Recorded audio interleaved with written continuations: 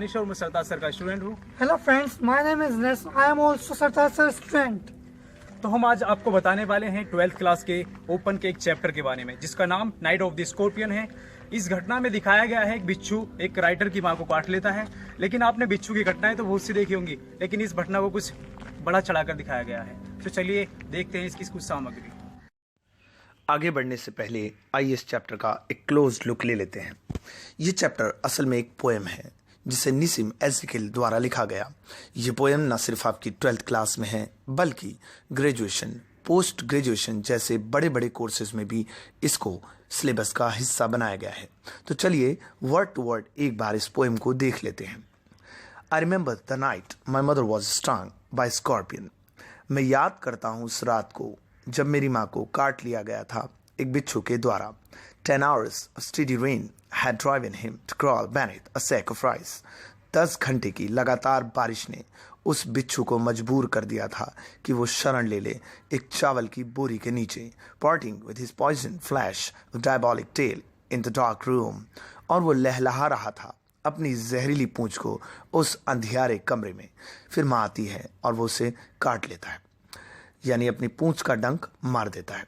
He risked the rain again. और उसके बाद वो एक बार फिर से रिस्क लेता है उस बारिश में भाग जाने का। The peasants came like swarm of flies and buzzed the name of God 100 times to paralyze the evil one.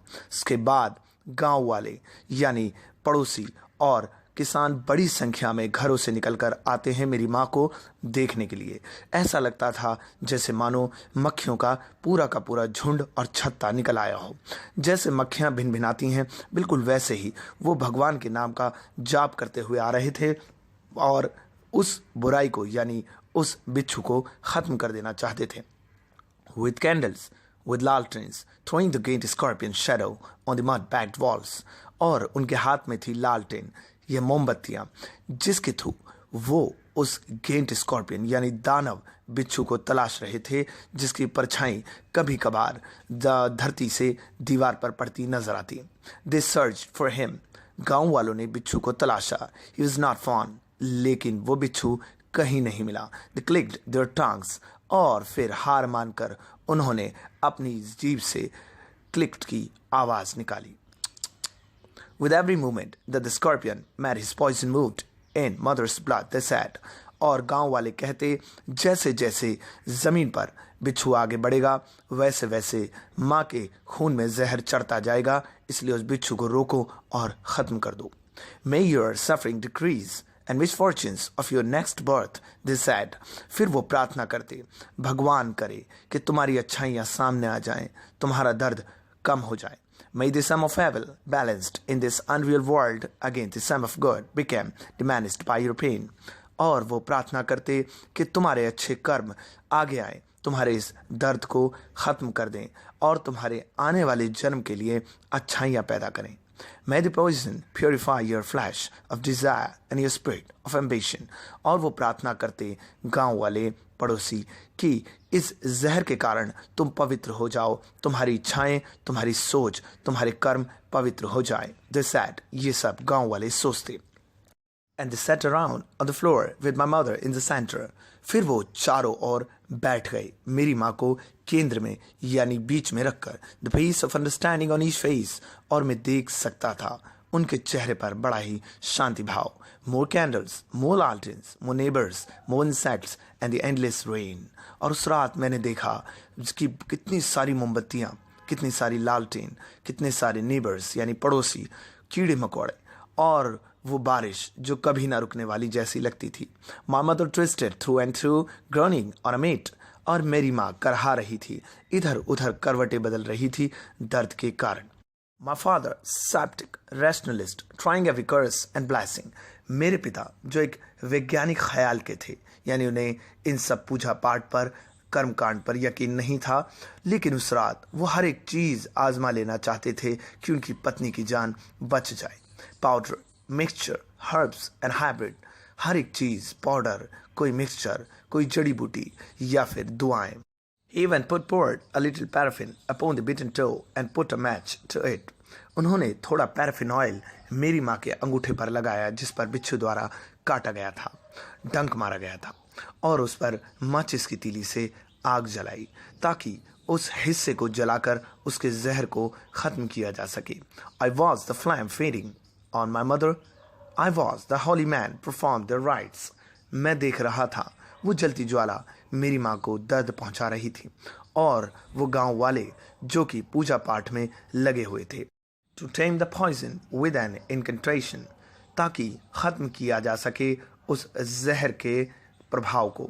After 20 hours, तकरीबन 20 से 24 घंटे गुजर जाने के बाद, इट लॉस्ट इट्स स्ट्रेंथ, जहर उतर गया। माई मदर ओनली सेड, और मेरी माँ ठीक होने के बाद सिर्फ और सिर्फ इतना बोली, थैंक गॉड, भगवान का धन्यवाद। स्कॉर्पियन पिक्ड मी ऑन, और बिच्छू ने सिर्फ और सिर्फ मुझे चुना। एंड स्पेयर्ड माई चिल्ड्रन, और भगवान का धन्यवाद कि मेरे बच्चों को छोड़ दिया उस बिच्छू ने। तो ये थी पोएम निसिम एज़ेकिएल द्वारा लिखी गई।